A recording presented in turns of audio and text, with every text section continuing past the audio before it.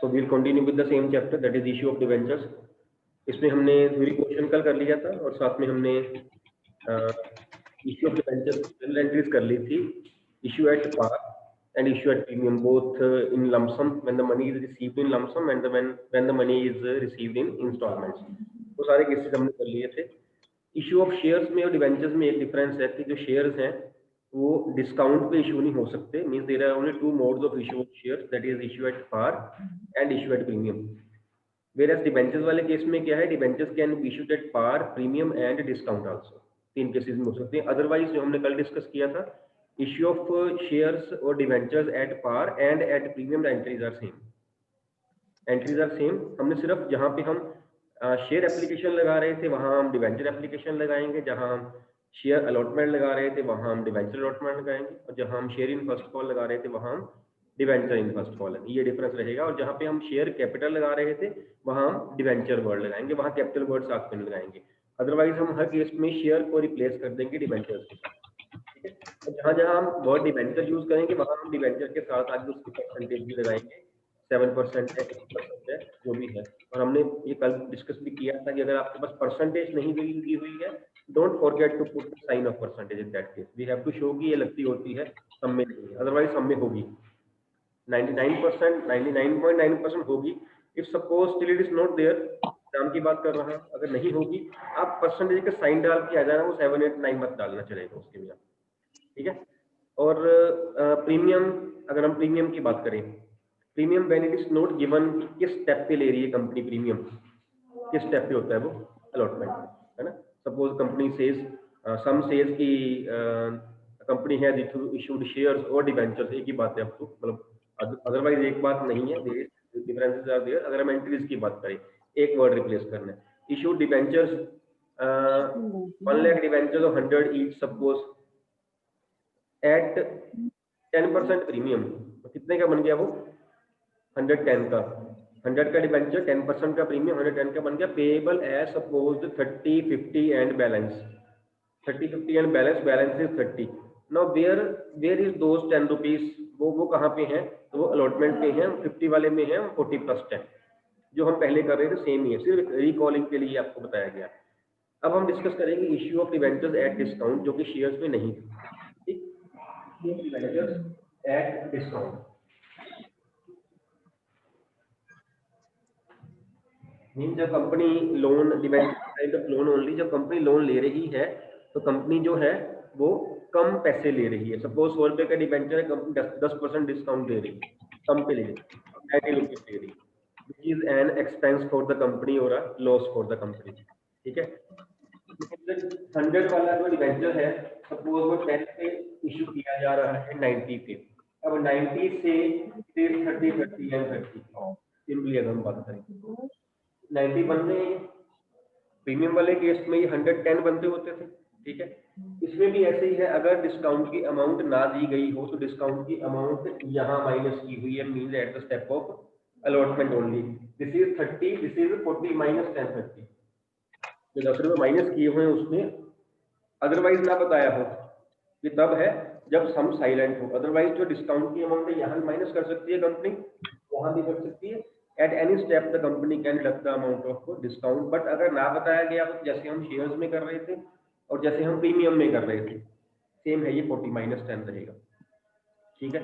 अगर हम एंट्रीज की बात करें, जनरल एंट्रीज की, तो फर्स्ट एंट्री किस चीज की होती है, एंट्रीज बोलिए, एंट्रीज बोलिए, bank debit to debenture, assuming the amount is in installments, ये वाला हम केस करनी है, bank debit to debenture application account. अगली एंट्री वो सेम रहेंगी, सेम रहेंगी। थर्ड एंट्री कौन सी होती है, पार वाली, debenture allotment debit to percentage debenture. अब यहाँ पे डिस्काउंट आ गई, प्रीमियम जब था तो उसे हम डेबिट कर रहे थे या क्रेडिट कर रहे थे, क्यों कर रहे थे, क्योंकि प्रॉफिट था हमारा, इनकम थी हमारी। डिस्काउंट जो है प्रॉफिट है कि लॉस है, उसे क्या करेंगे, डेबिट। एंट्री, बेसिक एंट्री में आपने डिस्काउंट वर्ड ऐड कर देना है, first two entry will remain same. Entry number 3 जो होगी that will be debenture allotment debit, discount on issue debit 2% debenture,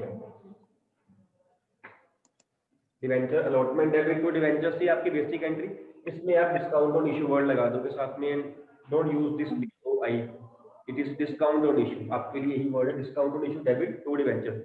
अगर आप अमाउंट की बात करें, जो अमाउंट रिसीव करनी होती है वो आती है अलॉटमेंट में 30, 10 रुपीज की डिस्काउंट और 40 रुपीज आपके टोटल जो डिवेंचर की, डिवेंचर के 40 से 10 डिस्काउंट ले ली हमने। फेस वैल्यू जो है, जो डिवेंचर का पोर्शन है वो यहाँ पे आएगा, जितने पैसे लेने हैं वो अलॉटमेंट में आएंगे, बाकी डिस्काउंट आपका अपने आप ही मिलेगा, वो डेबिट क्रेडिट अकॉर्डिंगली आ जाएगा।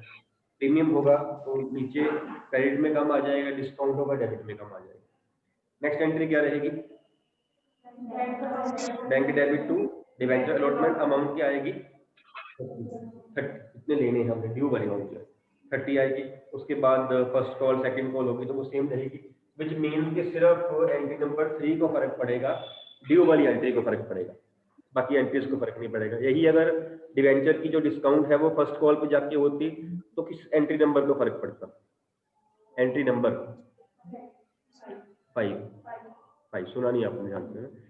अगर डिवेंचर की जो डिस्काउंट है वो कंपनी ने इशू की होती, एडजस्ट की होती फर्स्ट कॉल पे जाके, तो एंट्री नंबर 5 को फर्क पड़ता। अगर यहाँ सेकंड कॉल होती, सेकंड कॉल पे एडजस्ट की होती तो एंट्री नंबर 7 को पड़ता। अगर ये एप्लीकेशन में तो एंट्री नंबर 2 को पड़ता, 2 को, 1 को नहीं पड़ता। एप्लीकेशन वाले केस में सेकंड एंट्री को प्रीमियम डिस्काउंट सेकंड में होता है, ठीक है, और अलॉटमेंट फर्स्ट कॉल सेकंड में और नंबर को, मतलब फर्स्ट वाली एंट्री 3, 5, 7। ये भी क्लियर है, इसके भी सम्स हो जाएंगे, कर लोगे तो कुछ इसमें कुछ खास है नहीं एक्चुअली, जो खास है वो हम करते हैं अदर देन कैश टॉपिक में है। इसके आपके सम्स हैं, सम नंबर 10 एंड 11, सिर्फ 9 तक हमने कल कर लिए थे 12 और प्रीमियम वाले, सम नंबर 10 और 11 जो है वो डिस्काउंट का है। करोगे करोगे या नहीं करोगे, कर लेना फिर। 11th मत करना, 11th में पॉइंट है वो बाद में आए तब करेंगे, सिर्फ 10 सम है इसका। 11th में एक एडिशनल पॉइंट है वो आज नहीं आएगा, वो शायद कल भी ना आए, नेक्स्ट लेक्चर में आएगा, है ना, मे भी कल आ जाए लेकिन आज तो नहीं आने वाला वो, ठीक है, इसलिए 11 सम उसके बाद हम करेंगे। फाइन, अभी हम करेंगे issue of debentures for other than cash.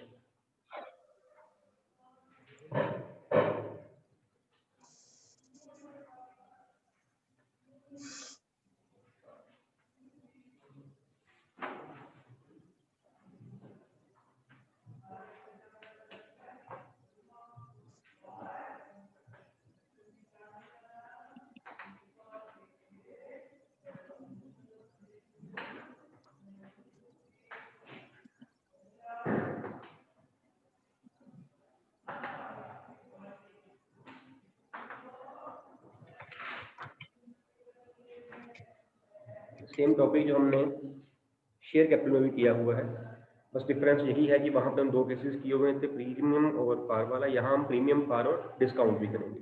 Entries will remain same again, ठीक। फर्स्ट एंट्री वहां कौन सी होती थी, किस चीज की होती थी, तो यहाँ भी जो ऑनलाइन बैठे हुए हैं, फर्स्ट एंट्री किस चीज की होती है, मैं एंट्री नहीं पूछ रहा हूँ, मैं किस चीज की, मैं नरेशन पूछ रहा हूँ मौलिक। सर बिजनेस जब हम अक्वायर कर लेते हैं, एक बिजनेस दूसरे बिजनेस को अक्वायर कर लेते हैं, business purchase, business acquired, yes Vasundhara, business purchase, ठीक है, एंट्री बता दीजिए Vasundhara. Sir assets debit to liabilities to vendor account, assets account debit to liabilities to vendor, first entry होती है और business purchase, entry is assets account debit to liabilities and to, ये जो entry होती है किस कंपनी की बुक्स में होती है, किस कंपनी की बुक में, I hope the question is clear, किस कंपनी की बुक में होती है, परचेजिंग कंपनी की बुक्स में होती है। तो वेंडर यहाँ पे आ रहा है ना, वेंडर मीन सेलर, जिसका बिजनेस हम परचेज कर रहे हैं, तो वी आर परचेजिंग कंपनी, हमारी बुक में एंट्री हो रही है तो परचेजिंग कंपनी की बुक में हो रही है, बिकॉज वहाँ पे वेंडर नहीं लिखा होता सब में, वहाँ कंपनी के नाम लिखा होता है, suppose ABC limited acquired business of XYZ limited, तो एंट्री किसकी बुक्स में होनी है, ABC लिमिटेड की, ABC जिसने एक्वायर की है, XYZ तो हमें सेल करना है, वेंडर है, ठीक है, डन। और अगर वही same 10 rupees 2 rupees to here 8 rupees, but is the purchase consideration here ₹8। ये एंट्री कब होती है? When purchase consideration is given और not given. When it is given, आपको दिया हुआ था 8 रुपया या माइनस कर दिया है? नहीं गिवन। तो ये एंट्री तब पास होती है when purchase consideration is not given. ये 8 रुपए हमें दिए नहीं हुए, 10 रुपए की एसेट्स ली, 2 रुपए की लायबिलिटीज ली, नेट वर्थ बिजनेस कितनी है? 8 रुपए। हम 8 रुपए वेंडर को पे कर देंगे या उसको आगे जाके हम डिवेंचर इशू कर देंगे, वो हमारा क्रेडिटर बन गया है। This is when purchase consideration is not given. मैं बीच में ही करवा रहा हूँ, हमने पहले किया हुआ वैसे। When purchase consideration is given, अगर गिवन हो और ये सपोज 8 ना हो, ये 7 रुपीज हो मान लेते हैं। अब आपका डेबिट और क्रेडिट आपस में मैच नहीं कर रहा है ना, 10 रुपीज वो बन रही है, 9 ये बन रही है। तब आप क्या करोगे? Raise hand please. इस केस में आप क्या करोगे? इधर रेज हैंड करिए बेटा, बाकी भी हैंड रेज कर सकते हैं, कोई बात नहीं, हम सिर्फ अटेंडेंस के लिए नहीं आ रहे।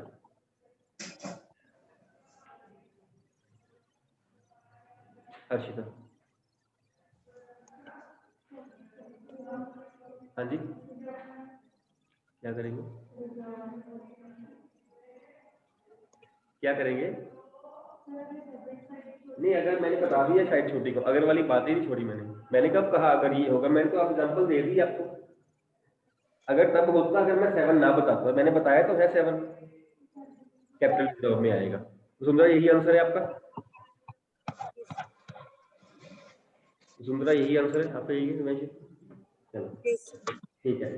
टू वेंडर, अब हमारी क्रेडिट साइड छोटी आ रही है। अगर क्रेडिट साइड छोटी आ रही हो तो डिफरेंस रहेगा वो कैपिटल रिजर्व में आ जाएगा। दिस इज बैलेंसिंग फिगर, हमें डेबिट और क्रेडिट को आपस में मैच करना है। कम आ रहा है, अगर सपोज इसकी जगह 9 रुपीज होता, अब हमारा अगर वाली सिचुएशन मेरी थी, आपकी नहीं थी, मैंने छोड़ा ही नहीं आपके लिए पोर्शन अगर वाला, है ना। अगर 7 था तो वो यहाँ पे आएगा, तो वो वाला पोर्शन आपका था, अगर वाला तो मेरा था। अब अगर 9 है, अब साइड छोटी कौन सी आ रही है? डेबिट साइड छोटी। जब डेबिट साइड छोटी आएगी तो क्या करेंगे? गुडविल में डाल देंगे। तो यहाँ पे गुडविल काम कर रही हूँ, गुडविल वो बना रही हूँ। गुडविल अकाउंट यहाँ पर डेबिट हो जाएगा। Means from goodwill and capital reserve either of these two will appear. या गुडविल आएगी या कैपिटल, दोनों नहीं आ सकते, दोनों ना आए ये हो सकता है, दोनों आ जाएं ये नहीं हो सकता, है ना। दोनों कब नहीं आएंगे? यस सर तो बोल दिया। दोनों कब नहीं आएंगे? दोनों ना आए, ये कैसे हो सकता? दोनों ही ना आए, ये कैसे हो सकता है? मैंने कहा दोनों ना आए ये हो सकता है, और दोनों आ जाए ये नहीं हो सकता। कहता हाँ जी सर, दोनों कैसे ना आए भाई? एक जगह पे, तो वही मैं कह रहा हूँ ना, दोनों ना आए ये हो सकता है? नहीं हो सकता ना। यस, देखा, सुनी नहीं बात मेरी, समझ नहीं है बात। दोनों ना आए, दोनों नहीं आए ना। अभी जब गुडविल भी नहीं थी और कैपिटल रिजर्व भी नहीं था, आए तो थे 10, 2 और 8 आए नहीं थे। दोनों ना आए ये हो सकता है। When purchase consideration is not given, दोनों नहीं आएंगे। When purchase consideration is not given, दोनों नहीं आएंगे। व्हेन इट इज गिवन तो एक आएगा। दोनों इकट्ठे आ नहीं सकते, दोनों इकट्ठे एब्सेंट हो सकते हैं। समझ आ रही है बात, है ना। दोनों इकट्ठे एब्सेंट हो सकते हैं। वो कब होगा? जब परचेज कंसिडरेशन आपको नहीं दी होगी, हम डिफरेंस डाल देंगे। जब परचेज कंसिडरेशन दी होगी तो या कैपिटल रिजर्व आएगा या गुडविल, दोनों में से एक आएगा, दोनों नहीं आ सकते। Either of these two will appear. Clear? This was when the business is purchase. उस सारा पॉइंट हमने कर लिया, यहाँ पे रिपीट किया हुआ है पॉइंट ये वाला, हम शेयर कैपिटल में कर चुके हैं। एंड सेकंड एंट्री आती है for issue of share, sorry debenture, और इशू ऑफ डिवेंचर। इसमें हम जो शेयर कैपिटल में पोर्शन कर चुके हैं, the debenture can be issued at par. इसकी एंट्री क्या बनती है? Dilpreet,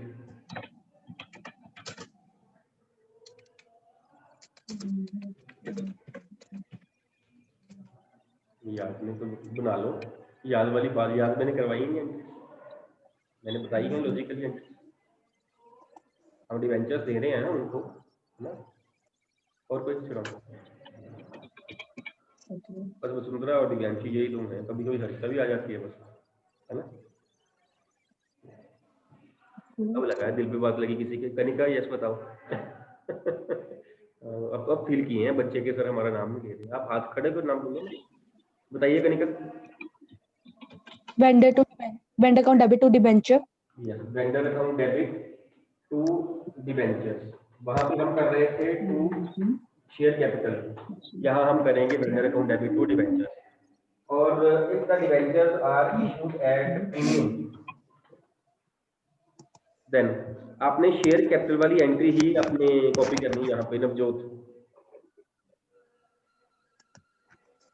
sir to security premium reserve किया था। डेबिट भी करेंगे बेटा, कुछ पूरी एंट्री बोलिए।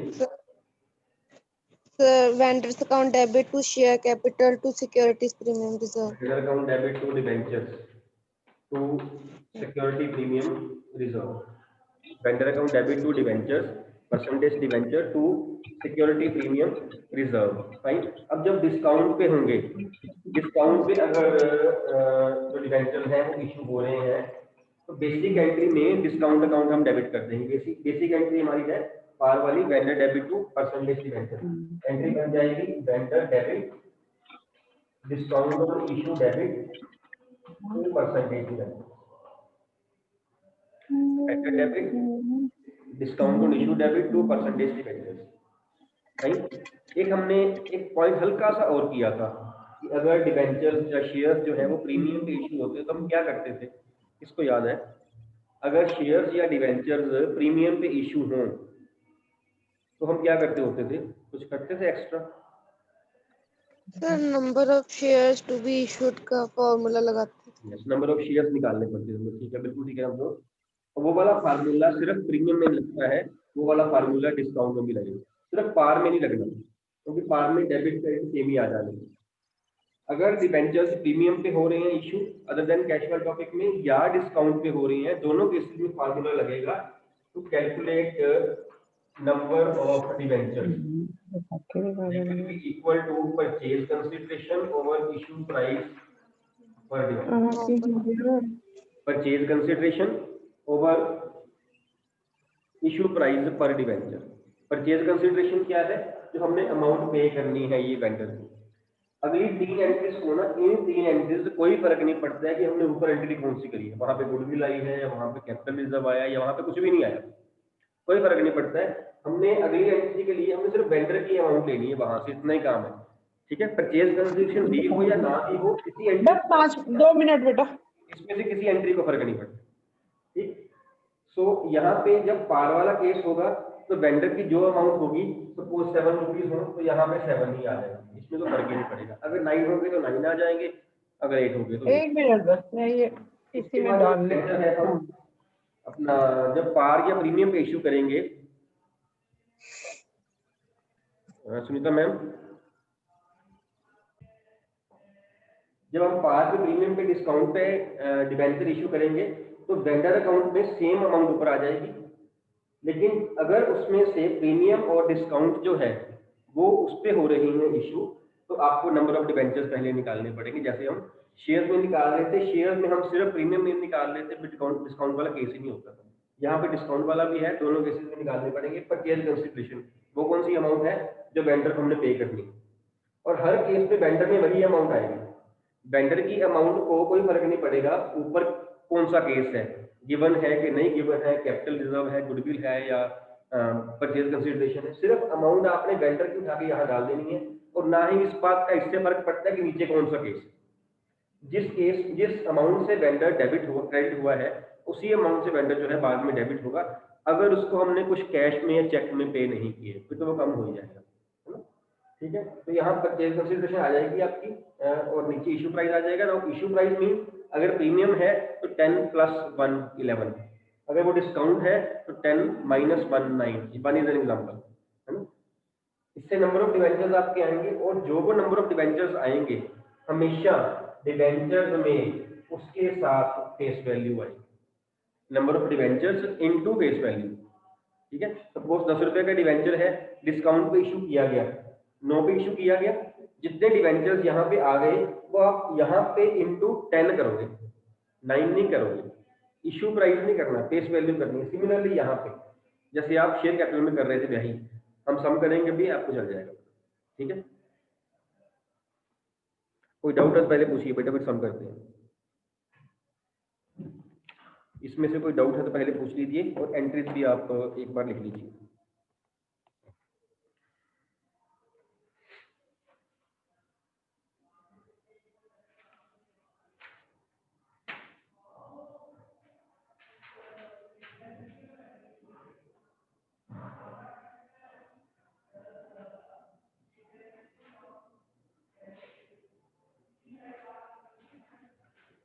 सेवनटीन सम देखना बेटा एक बार।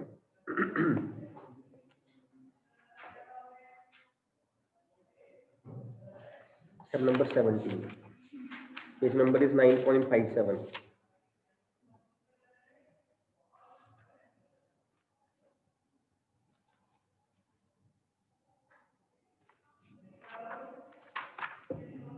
He says Bright Limited took over the assets of rupees 6,60,000 and liabilities of rupees 80,000 of Star Limited for an agreed purchase consideration of 6 lakh, payable 10% in cash and the balance by issue of 12% debentures of rupees 100 each. Give necessary journal entries in the books of Bright Limited if case 1 the debentures were issued at par, second at 20% premium and third is issued at 10% discount.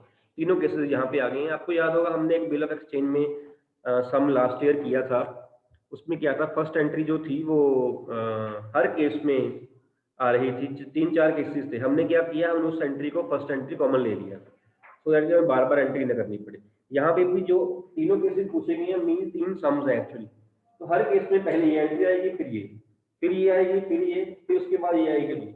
या हम ये कर सकते हैं कि ये entry common लेके हम केस 1 स्टार्ट यहाँ से करें, तो हमारी 2 एंट्रीज की स्पेस और 2 एंट्रीज का टाइम बच जाएगा।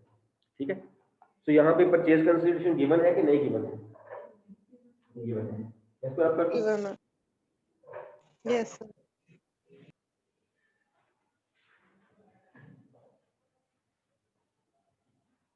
परचेज कंसिडरेशन इज गिवन, तो फर्स्ट एंट्री जो है वो आपकी बन जाएगी सम नंबर 17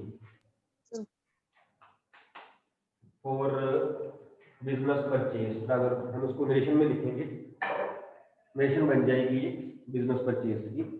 एंट्री बनेगी एसेट्स अकाउंट डेबिट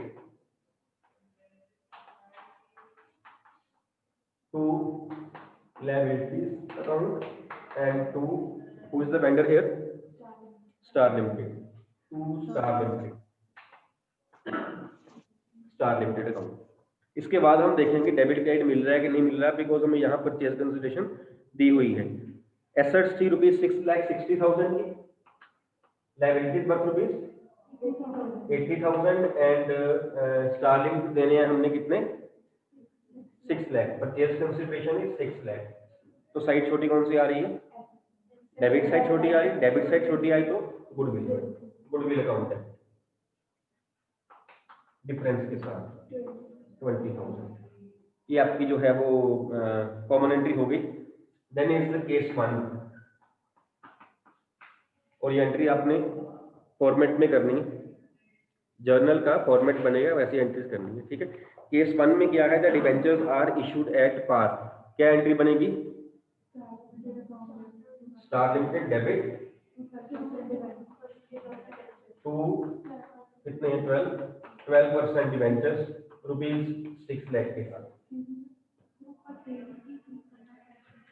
तो कैश भी पे किया, ओके, फिर उसको भी इसी में एंट्री में ले लो।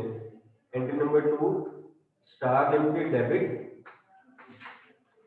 To cash. कैश दिया, चेक दिया 60,000। Star limited debit to cash account rupees 60,000। इसे 10% पे किया है ना कैश में, 6 लाख का 10%, जितना उसको पे करनी थी परचेज कंसिडरेशन उसका 10%, 60 हो गया। अब हमने कितने पैसे देने हैं उसको?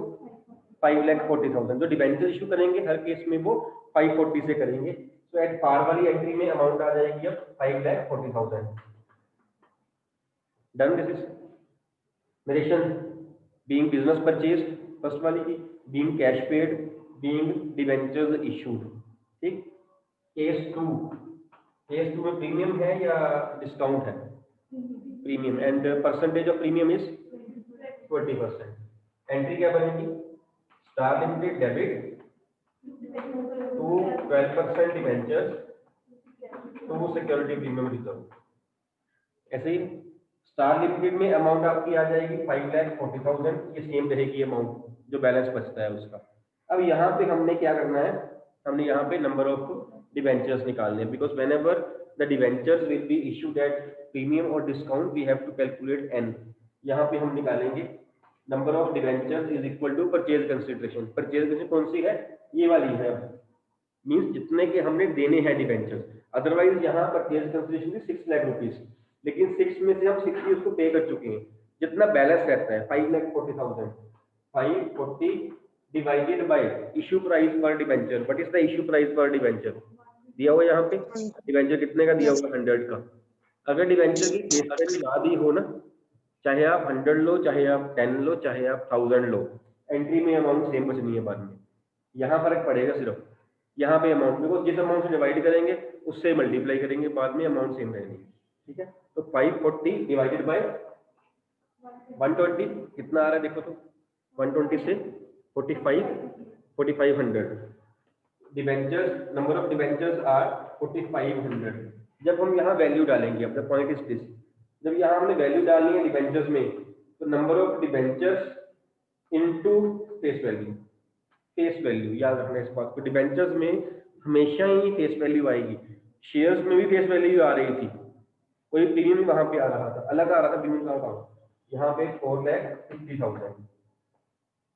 देन सिक्योरिटी प्रीमियम रिजर्व में आप डिफरेंस भी निकाल सकते हो, 540 माइनस 450 90,000, या आप मल्टीप्लाई कर सकते हो 45 इंटू 20 90,000, ये भी आ रहा है।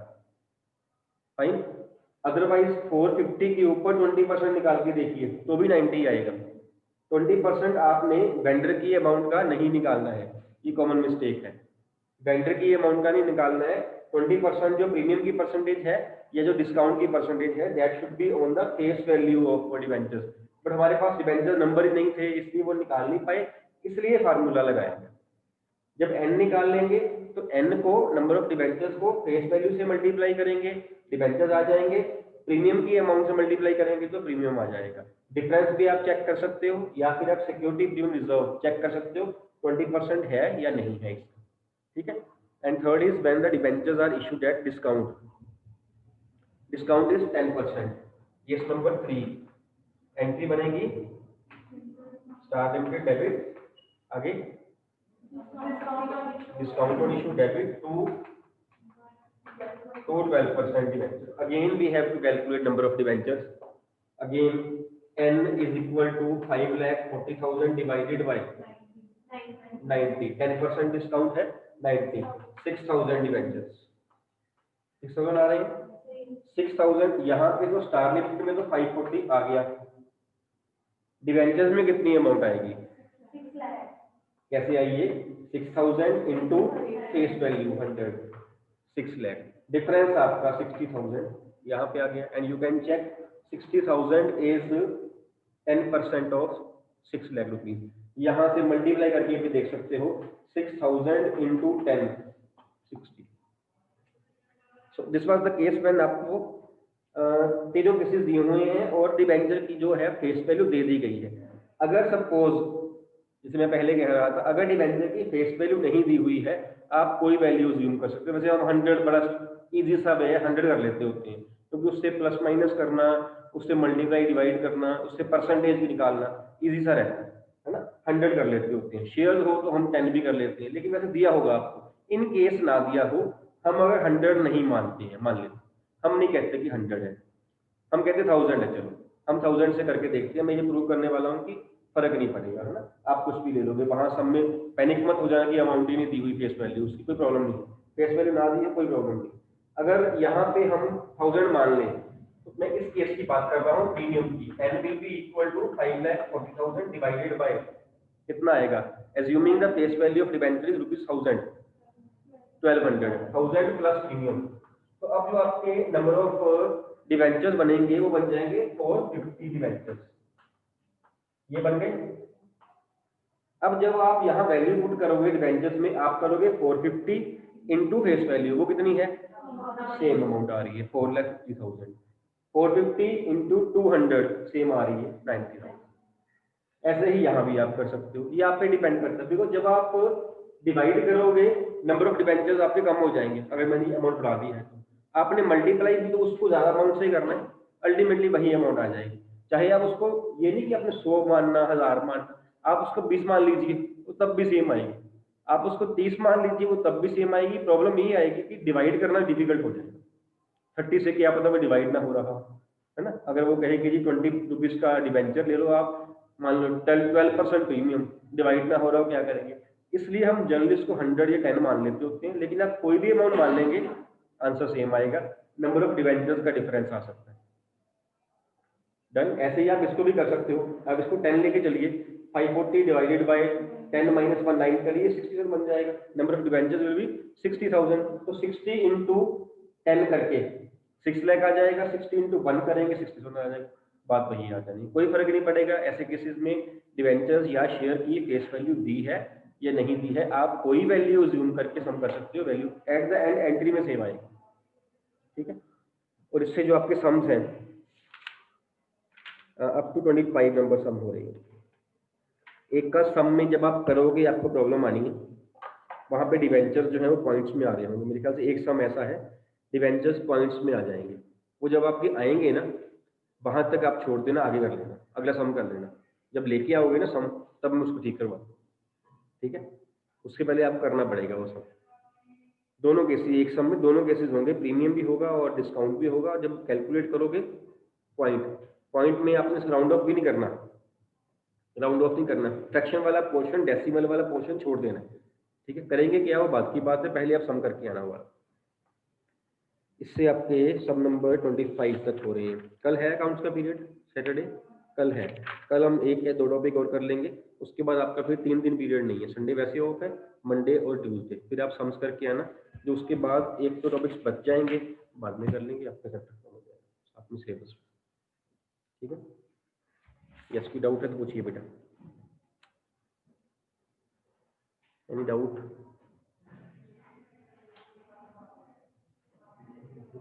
बस